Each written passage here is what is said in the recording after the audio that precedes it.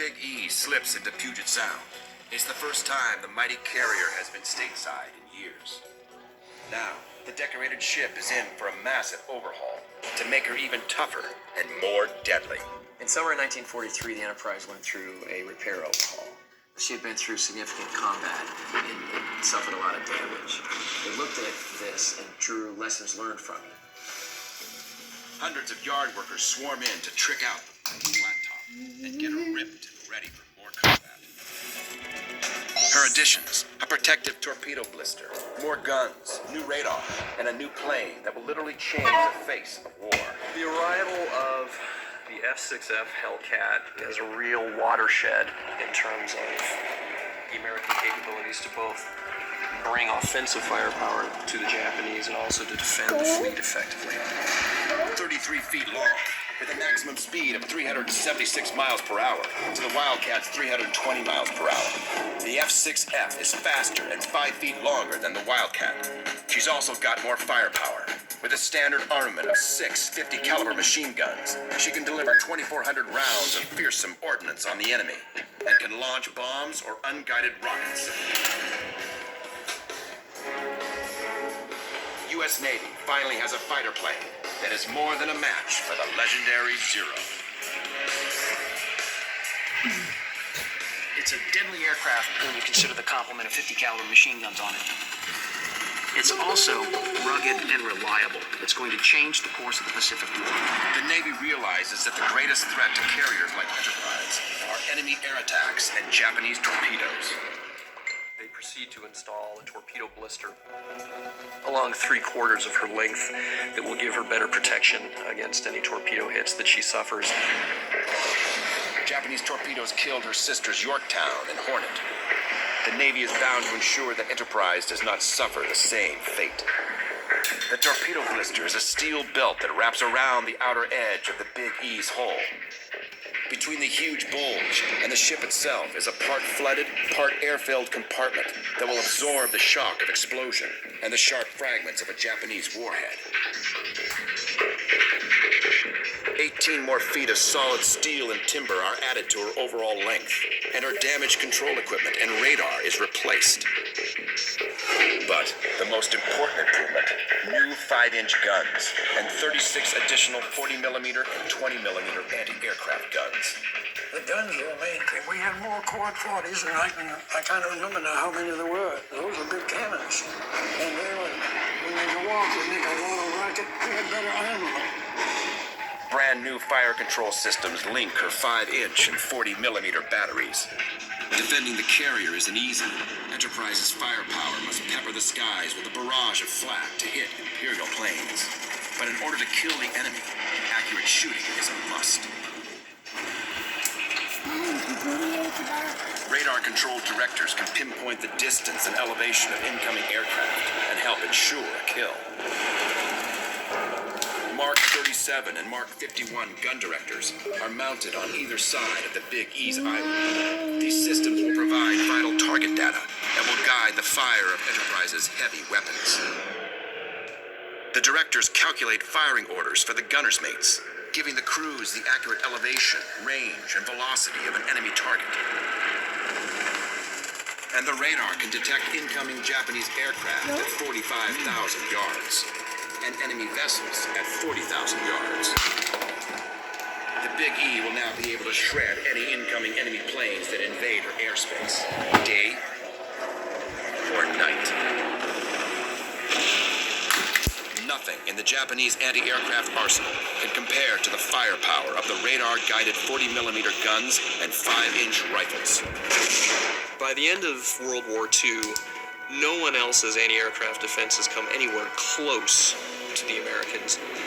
American warships are incredibly dangerous to approach by the end of 1943, and that situation only gets grimmer for any Japanese attacker as 1944 and 45 goes on. Now, she joins one of the largest naval fleets ever assembled in history. In the fall of 1943, the U.S. Navy is now in a position to begin initiating this long-anticipated drive through the Central Pacific that everyone has known is coming. Only a year before, Enterprise was the only carrier left to fight in the Pacific. Now, she's teamed with an armada. The flagship of her task group, Enterprise sails with light carriers Monterey and USS Belleau-Wood, battleships Massachusetts and Indiana, cruiser Baltimore, and 6 destroyer escorts. She's also got her old friend, Battleship North Carolina, veteran of the Eastern Solomons. Together, this force can deliver the fury of thousands of explosive shells and a venomous strike of more than 200 warplanes. There was a feeling that we had a lot of power and we're going to use it. Enterprise and the Pacific Fleet is about to set off on one of the longest naval campaigns in world history. It will mark the start of 560 days of war before she can go home. 560 days of pure hell.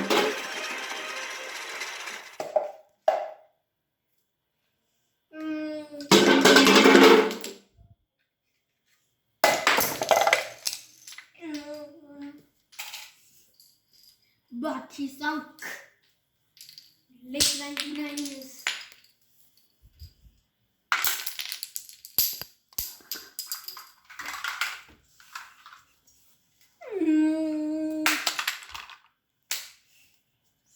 The ship is so strong that it cannot. Its target.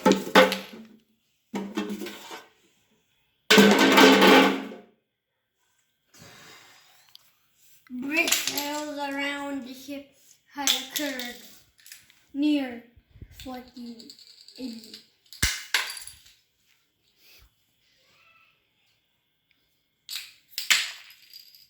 Bristles!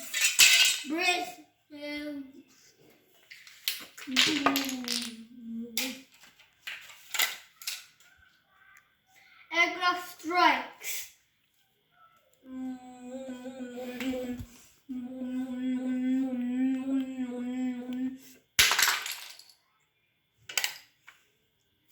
The only aircraft left is a CC. It can launch.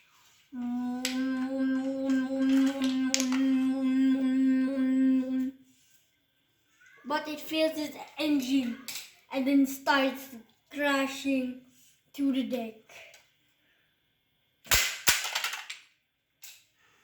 Now it's sinking to the bottom of the ocean.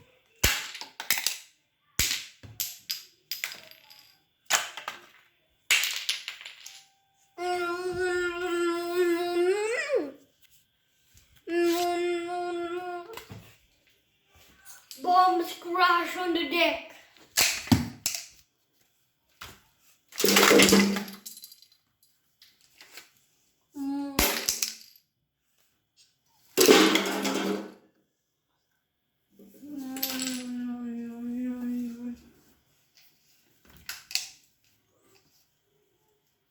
So in a pile.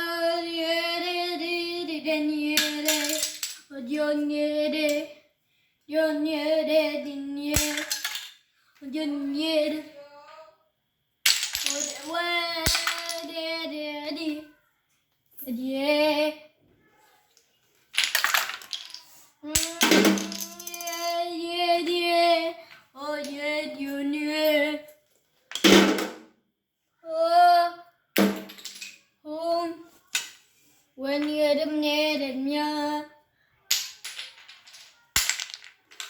can still see the armor and the main deck where the poet is. This is the armor deck.